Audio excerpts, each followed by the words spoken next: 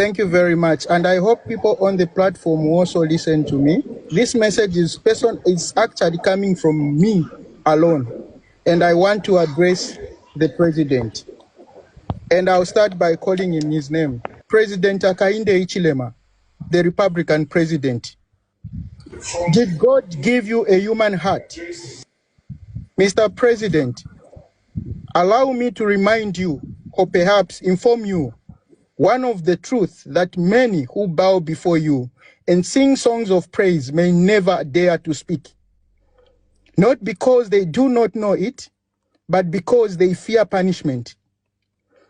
You govern like a leader of an opposition political party, not as the president of the Republic of Zambia. You do not embrace all Zambians.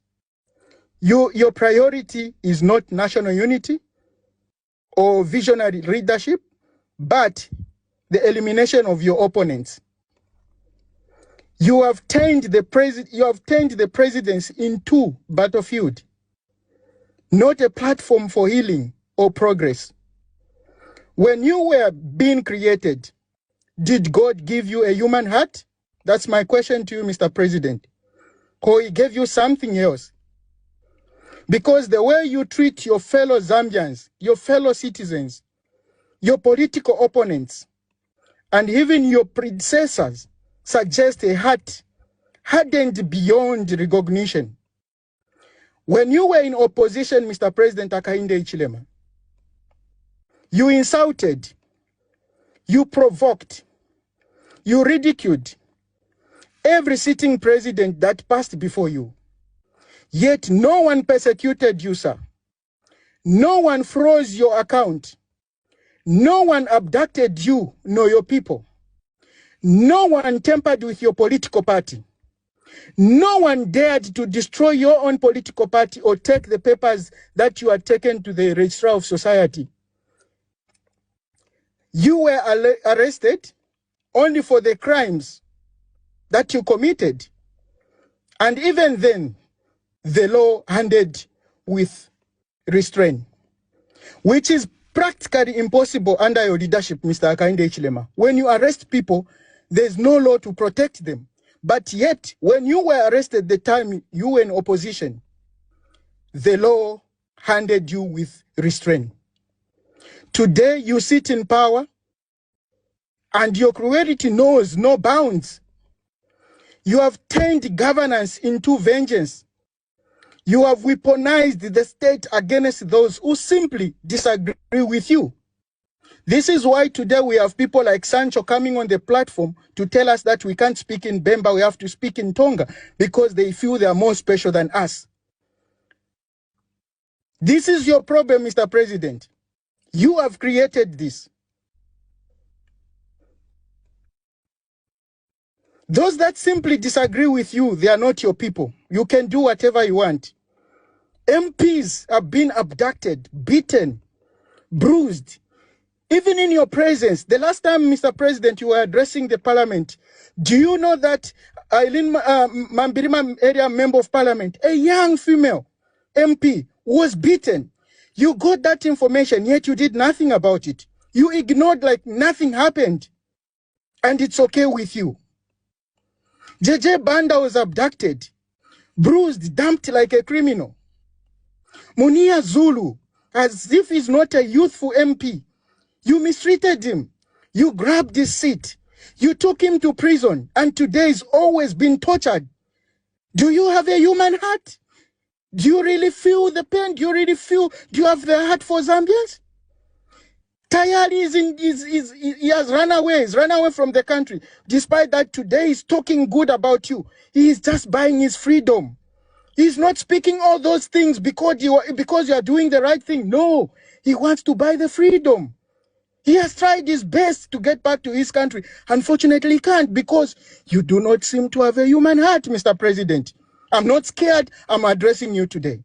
If I have to face the consequences for what I'm going to say today, then let it be. You have frozen all the people, all the opposition leaders, their accounts, their houses, their properties. They have gone, their families are no longer together. Their livelihood. You have silenced their voices. Edgar Lungu was mistreated. You mistreated him badly. Even in death, you could not show compassion, Mr. President.